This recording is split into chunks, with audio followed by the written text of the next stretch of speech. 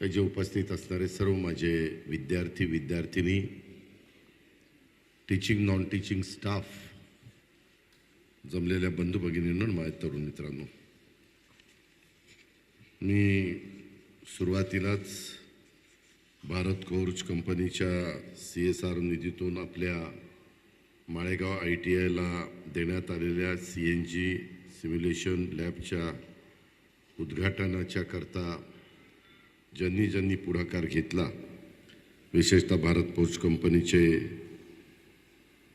Babasaheb Kalyani, Amit Kalyani, Shrimati Leena Deshpande madam आणि त्यांची entire team, या सगळ्या मान्यवरांचं मी मनापासून अभिनंदन करतो, त्यांचं कौतुक करतो आणि त्यांचा आभार देखील मानतो.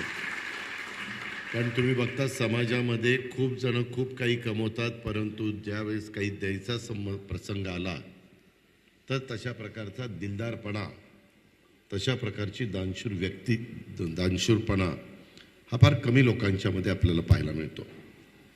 आपल्या देशामध्ये जर आपण बघितलं तर टाटा उद्योग समूह असेल, भारत फोर्ज उद्योग समूह असेल, असे काही उद्योग समूह ज्यांनी तुमच्या माझ्या देशातल्या लोकांच्या करता, तरुण तरुणींच्या करता प्रचंड मोठ्या प्रमाणावर रोजगार निर्माण केले, त्यांच्या हाताला काम दिलं, देशामध्ये आर्थिक सुबत्ता यावी, देश आर्थिक सक्षम व्हावा, बलवान व्हावा, देशाची अर्थव्यवस्था जगामध्ये वरच्या क्रमांकाला पोचावी, अशा प्रकारचं योगदान सातत्याने तिसरी पिढी, यांचं टाटाची चौथी पिढी अशा पद्धतीचं काम करते.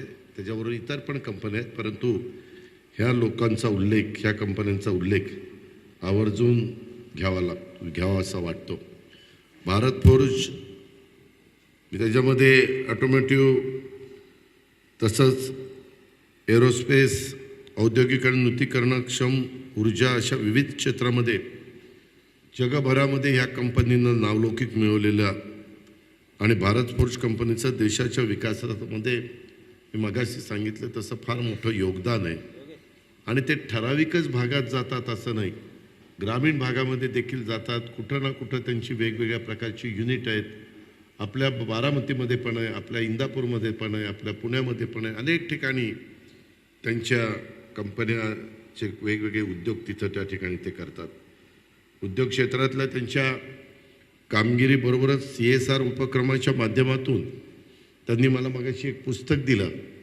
त्याच्यामध्ये 108 गावामध्ये ते पाण्याच्या बद्दलचं पण फार मोठं काम त्यांनी केलेलं आहे. मी आता नीनाताईंना विनंती केली की आता पाण्याच्याबद्दल अनेक जण, नाम फाउंडेशन असेल, खूप जणांचा उल्लेख करता येईल. मी सगळ्यांची नावं घेऊन आपला वेळ घेऊ इच्छित नाही, परंतु अनेक जण त्याच्यात उतरलेले, गव्हर्मेंट पण त्याच्यामध्ये डायरेक्ट इनडायरेक्ट मदत करत असतं.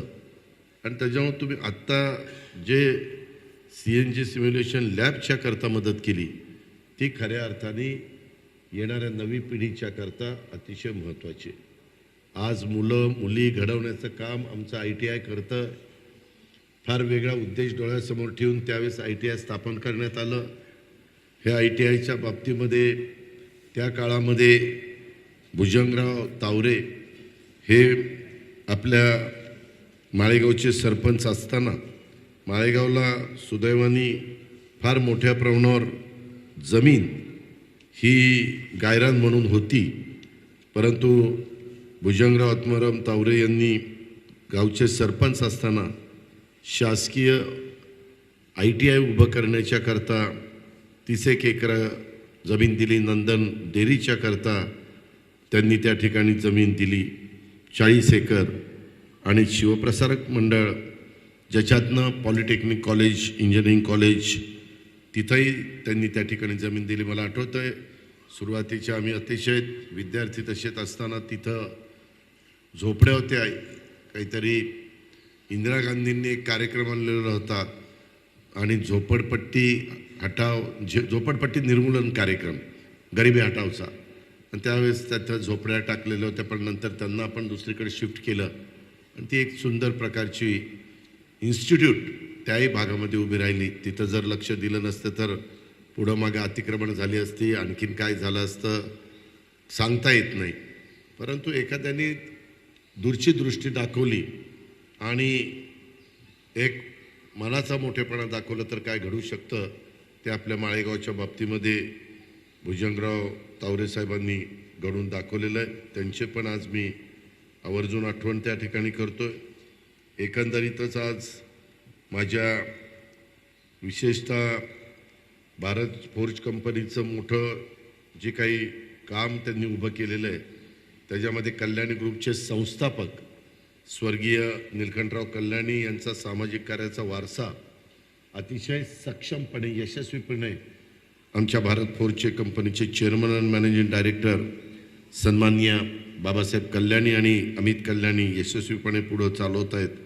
याचा मला मोठा आनंद आहे, समाधान आहे. त्याच्यामध्ये लीनाताई देशपांडे मॅडम आणि त्यांचे बाकीचे पण सहकारी त्याच्यात स्वतःचं पण योगदान देत आहेत आणि उद्योगाच्या बरोबरच सामाजिक क्षेत्रातल्या भारत फोर्जच्या कामगिरीचा प्रत्येक मराठी माणसाला हा विशेष अभिमान आहे आणि त्यामुळं कुठलंही सहसा काम तर भारत फोर्जचं असलं तर आम्ही त्याच्यामध्ये सकारात्मक राहण्याचा प्रयत्न करत असतो. भारत फोर्ज कंपनी ही भविष्याचा एक वेध घेणारी कंपनी आहे. याच दूरदृष्टीनं भारत फोर्ज कंपनीनं पहिल्यांदा आपल्या पुणे जिल्ह्यामध्ये खेडच्या गव्हर्मेंटच्या ITIला मदत केली आणि आता माळेगाव ITIला CNC सिम्युलेशन लॅब उभी करून दिलेली आहे. ही CNC सिम्युलेशन लॅबचा उपयोग इथल्या प्रशिक्षणार्थींना माझ्या सगळ्या विद्यार्थ्यांना होणार आहेच.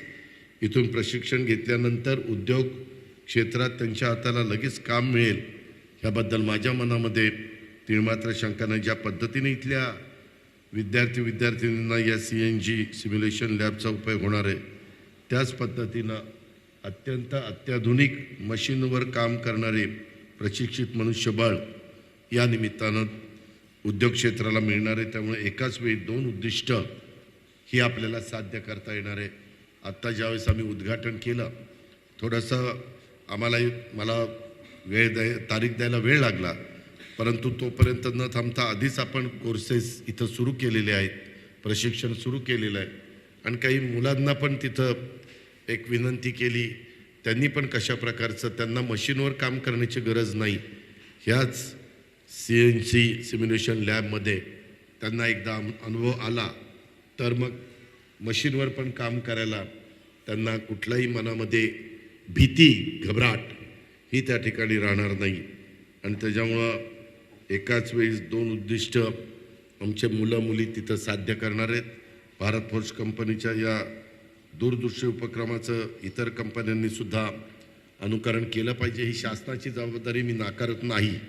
शासन आपल्या परीनं प्रयत्न करतं, परंतु भारत फोर्जसारख्या कंपनीने जसा पुढाकार घेतला तसं इतरांनी जरी पुढाकार घेतला तर त्याच्यातनं बरंच काही आपल्याला साध्य करता येणार आहे. आमचा प्रयत्न आहे. मी मगाशी पण कुठंतरी बोलत असताना सांगितलं, पूर्वीच्या काळामध्ये आर्ट्स सायन्स कॉमर्सची डिग्री घेऊन आमची मुलं मुली बाहेर पडायचे आणि नंतर वणवण नोकऱ्या मिळवण्याच्या करता प्रयत्न करायचे, परंतु त्यांना तेवढं यश मिळायचं नाही. आता तशा प्रकारचं शिक्षण देण्याच्या पेक्षा जे कौशल्य विकास विभाग आम्ही त्या ठिकाणी काढलेला आहे आणि त्याच्यातनं मुलामुलींना एक चांगल्या प्रकारचं शिक्षण देण्याचा प्रयत्न आम्ही ह्या निमित्तानं करतोय. त्याचा खरोखरीच त्यांना स्वतःच्या पायावर उभं राहण्याच्याकरता फायदा झाल्याशिवाय राहत नाही आणि उद्योगांना देखील अशाच मुलामुलींची गरज आहे. शिक्षण आणि प्रशिक्षणाला महत्त्व आपल्या समाजातल्या प्रत्येकाला समजावून सांगण्याची जबाबदारी ही आपल्या सर्वांची आहे. त्याच्यामध्ये एकमेकाकडं ढकलून ते चालणार नाही. समाजातील एकही मूल शिक्षणापासून किंवा अशा प्रकारच्या कोर्सेसपासून त्याचं ज्ञानापासून वंचित राहता कामा नये. प्रत्येकाला चांगलं दर्जेदार अशा प्रकारचं ज्ञान मिळालं पाहिजे आणि हे आमच्या महायुती सरकारचं पण उद्दिष्ट आहे. त्यासाठी सरकारच्या वतीनं अनेक महत्त्वाच्या उपाययोजना आम्ही केलेल्या आहेत. मंगलप्रभात लोढा हे आमचे ह्या खात्याचे मंत्री आहेत, तसंच आमचे चंद्रकांत दादा पाटील पण त्याच्यामध्ये लक्ष त्या ठिकाणी घालत आहेत. आज ITIचे जे आता माझ्यासमोर विद्यार्थी बसलेले आहेत त्यांना माझं आव्हान आहे की तुम्ही आज ज्या वयात आहात ते वय खूप महत्त्वाचं आहे आणि हे तुमच्या जीवनातलं सर्वात महत्त्वाचे दिवस आहेत. हे उमेदीचे दिवस परत तुम्हाला येणार नाहीत. त्यामुळे हे महत्त्वाचे दिवस अजिबात वाया घालवता कामा नये. त्याच्यामध्ये या काळात तुम्ही चांगला अभ्यास करा, चांगलं प्रशिक्षण घ्या, वर्गात अतिशय मन लावून शिका आणि कार्यशाळेत घाम गाळा, चांगली प्रॅक्टिस त्या ठिकाणी करा. नवीन नवीन गोष्टी सातत्याने शिकण्याचा प्रयत्न करा. शिकताना चुका होऊ शकतात पण त्या चुका सुधारा. जीवनात निरनिराळे प्रयोग करत राहा. जीवन हे जीवनामध्ये मोठं ध्येय ठेवा आणि ते पूर्ण करण्याच्यासाठी सातत्याने प्रयत्न करा. वेगवेगळ्या गोष्टी करत राहा, सतत कार्यमग्न राहा. बऱ्याचदा मुलगा किंवा मुलगी घाबरते, मी काम करताना चुकले तर मग कसं होईल, मग मला हसतील का, कुठंतरी मनामध्ये त्याच्या न्यूनगंड निर्माण होतो.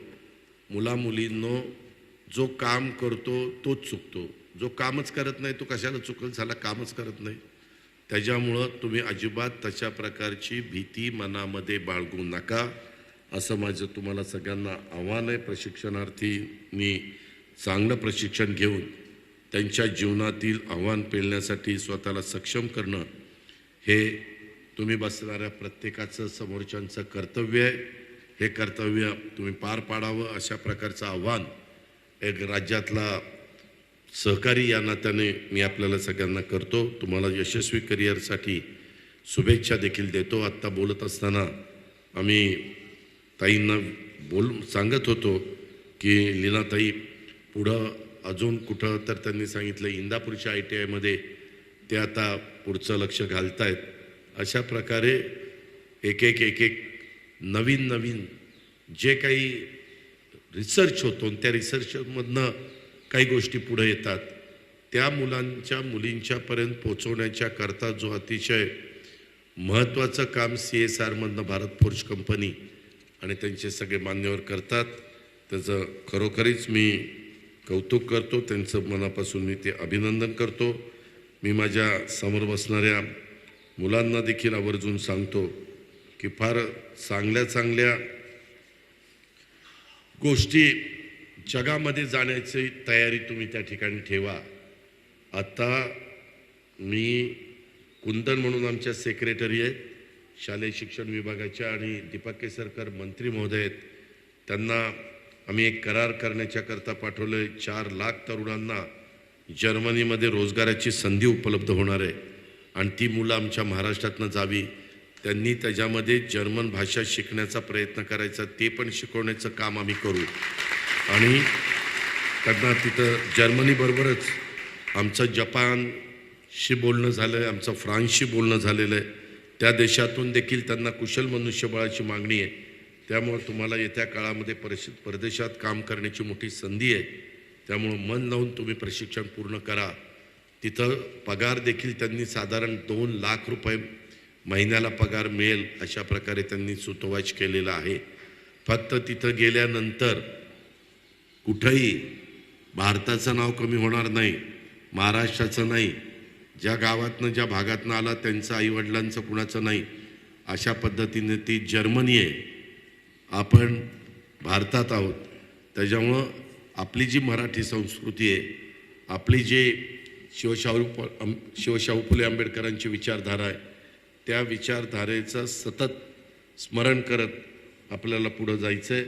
युरोपियन देशांना कुशल मनुष्यबळाची अत्यंत गरज आहे. त्यांच्याकडे आज माणसं नाहीत तशा प्रकारची कामं करायला, आणि कुशल मनुष्यबळ पुरवण्यासाठी पहिलं पाऊल आपल्या महायुती सरकारने म्हणजेच महाराष्ट्र सरकारने उचललेलं आहे.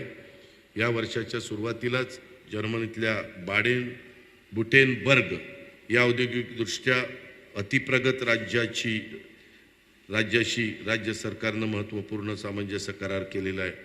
आणि या उपक्रमाअंतर्गत विज्ञान, तंत्रज्ञान, माहिती तंत्रज्ञान, अभियांत्रिकी, बांधकाम, ऊर्जा व पर्यावरण, आरोग्य, हॉटेल व्यवस्थापन अशा प्रमुख क्षेत्रासाठी आपण महाराष्ट्रातलं कुशल मनुष्यबळ पुरवणार आहोत. हे सगळे त्याच्यातले सेक्टर आहेत. त्याची पण नोंद कृपया माझ्या सगळ्या विद्यार्थ्यांनी घ्यावी. ह्या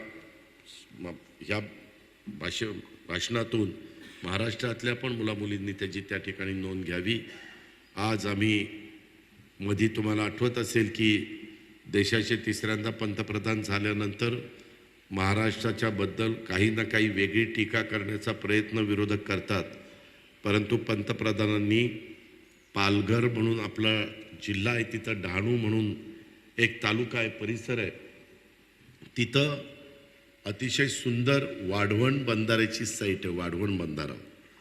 आणि तिथं विरोध आहे स्थानिकांचा, पण आम्ही ठरवलं त्या स्थानिकांना चांगला मोबदला द्यायचा की जेणेकरून त्यांना ती गुंतवणूक दुसरीकडे करता आल्यानंतर त्यांचं आयुष्य अतिशय समाधानाचं आनंदाचं हे जावं, अशा प्रकारची आमचा प्रयत्न आहे. जसं आम्ही समृद्धी महामार्गाला 4 पट 5 पट पैसे देऊन त्या लोकांना समाधानी केलं, तशाच प्रकारचा आमचा प्रयत्न आहे. तिथं पाऊण लाख कोटी रुपयाची मान्यता पहिल्याच कॅबिनेटला केंद्र सरकारने दिली. मुलामुलींनो 12 लाख विद्यार्थ्यांना तिथं रोजगार निर्माण होणार आहे. परवा नीती आयोगाच्या मिटिंगला मुख्यमंत्री दोन्ही उपमुख्यमंत्री गेले होते. त्यावेळेस तिथं आम्ही अतिशय चांगला अशा प्रकारचा आंतरराष्ट्रीय दर्जाचा विमानतळ पण करतोय. कारण नवी मुंबईचं विमानतळ आता पुढच्या वर्षी पूर्ण होईल. त्याच्यावर तिथं कार्गोमधनं देखील बराचसा माल तिथं निर्यात होईल, काही प्रमाणात आयात होईल. अशा प्रकारचं तिथंही लक्ष आमचं चालू आहे. अजून एक परवा आम्ही टोयोटा आणि किर्लोस्कर यांच्याबरोबर करार झाला. टोयोटा कंपनीचे प्रमुख जपानचे आपल्याकडं आलेले होते. त्याच्यामध्ये किर्लोस्कर ह्या पण प्रमुख तिथं होत्या. टाटाच्या आमच्या भगिनी तिथं व्हाईस चेअरमन आहेत, ते सगळे होते. मी आणि मुख्यमंत्री, उपमुख्यमंत्री, उद्योगमंत्री आम्ही सगळे तिथं हजर होतो.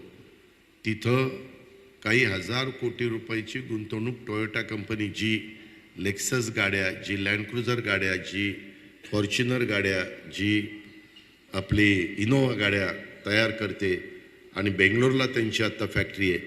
परंतु आता पुढचं युनिट ते आपल्या महाराष्ट्रामध्ये छत्रपती संभाजीनगरमध्ये टाकतायत. त्यांना जागा वगैरे सगळं आपण अलॉट केलेलं आहे. त्याचबरोबर ही बाहेर जाणारी कंपनी आपण आपल्या महाराष्ट्रामध्ये आणलेली आहे. आणि अजून एक दुसऱ्या राज्यात, मी त्या राज्यांची नावं घेत नाही, पुन्हा टीका टिप्पणी होती. त्या राज्यांना वाटतं बघा आमचा प्रकल्प पळवला, काही जण त्याचा वेगळा अर्थ काढतात. तसं JSW ही एक मोठी कंपनी आहे, सज्जन जिंदाल त्याचे प्रमुख आहेत. त्यांचा 2 प्रकल्प 40-40 हजार कोटीचे आपण महाराष्ट्रामध्ये आणतोय. म्हणजे ते गुंतवणूक करतात महाराष्ट्रामध्ये. आपण त्यांना इन्फ्रास्ट्रक्चर, जागा वगैरे ज्या काही गोष्टी लागतात त्या आपण देतोय. सांगायचं तात्पर्य मला असं आहे की जानेवारी महिन्यात दावोस येथे झालेल्या जागतिक आर्थिक परिषदेमध्ये महाराष्ट्रासाठी 3,53,000 कोटी रुपयाच्या गुंतवणुकीचे सामंजस्य करार आपण केलेले आहेत. अमेरिका, स्वित्झर्लंड, सिंगापूर, दक्षिण कोरिया या देशातील गुंतवणूकदारांनी देखील सामंजस्य करार केलेले आहेत. तर UAE, ओमान आणि या देशातील गुंतवणूकदारांनी देखील महाराष्ट्रामध्ये गुंतवणूक करायला पसंती दर्शवलेली आहे. त्याचबरोबर आर्सेलर मित्तल, जिंदाल, गोदरेज, अदानी या उद्योग समूहांनी देखील महाराष्ट्रात गुंतवणुकीची इच्छा व्यक्त केली. त्याच्यात आता नवीन नाव परवा जोडलं, ते टोयोटा किर्लोस्कर त्या कंपनीचं. अशा पद्धतीनं कसं आमच्या मुलांना मुलींना रोजगार मिळेल हा आमचा सगळ्यांचा प्रयत्न चाललेला आहे. त्याच्यात आमच्या भारत फोर्ससारखे एक नावाजलेली कंपनी, त्याच्यामध्ये आमचे बाबासाहेब कल्याणी, अमित कल्याणी, श्रीमती लीनाताई देशपांडे हे सगळेजण आपल्याला CSRमधनं मदत करतायत. त्याबद्दल मी पुन्हा एकदा त्यांचं मनापासून त्यांना धन्यवाद देतो, मनापासून आभार मानतो. अधिक न बोलता आज आपल्याला सगळ्यांना ह्या निमित्तानं स्किलला मी जाता जाता एवढं सांगतो, आता इथून पुढं स्किलला फार महत्त्व आहे.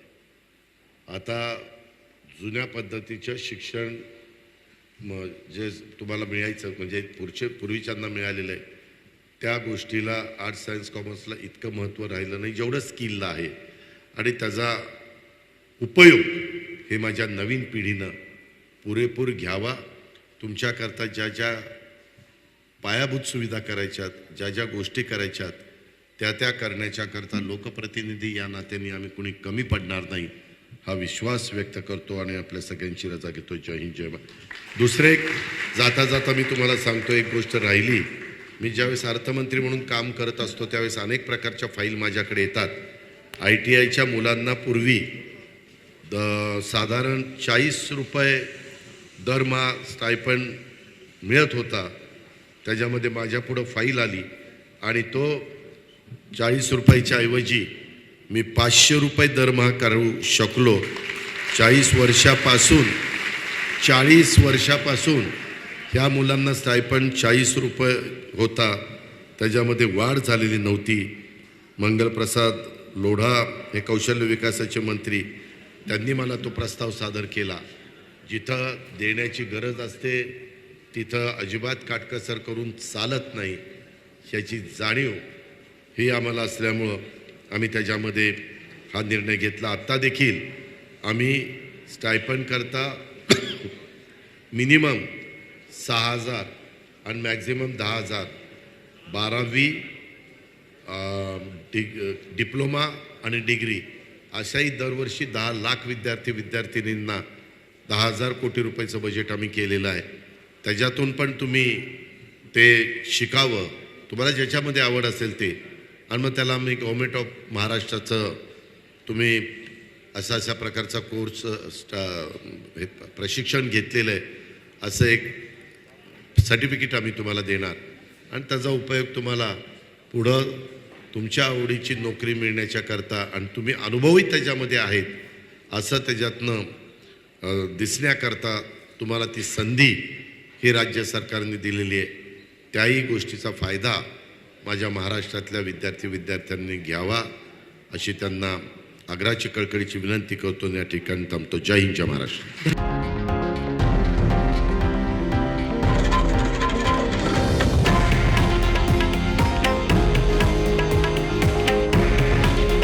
हे आहे देशातील नंबर 1 न्यूज नेटवर्क आणि आपण पाहत आहात TV9 मराठी.